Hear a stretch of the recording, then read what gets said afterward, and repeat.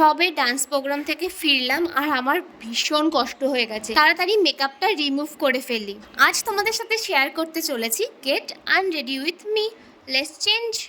আমি বাড়িতে থাকলে মেকআপ রিমুভ করার আগে সব সময় মুখে কোকোনাট অয়েল অ্যাপ্লাই করে নিই। বেবি অয়েল ইউজ করলে তো আরও বেশি ভালো হয়, বাট আমার কাছে বেবি অয়েলটা নেই, তাই জন্য আমি নারকেল তেলটাই ইউজ করছি। খুব ভালোভাবে সমস্ত মেকআপ আমি ঘষে ঘষে তুলে নেওয়ার চেষ্টা করবো, বাট খুব জোরে না, কিন্তু আলতো হাতে করলেই দেখবে মেকআপগুলো উঠে আসছে। তারপর আমি ওয়াইপস দিয়ে মেকআপটা ভালোভাবে তুলে নেব, আর তার সাথে তেলগুলোও কিন্তু তোমার বেরিয়ে যাবে।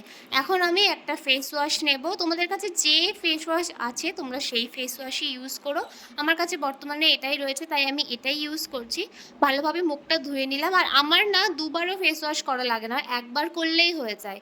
আর তারপরে শীত গ্রীষ্ম বর্ষা আমার কাছে নিভিয়া সফটই ভরসা, মানে আমি ওটাই সারা মাস ইউজ করি। তো নিভিয়া সফট ভালো করে ঘাড়ে মুখে মেখে নিলাম।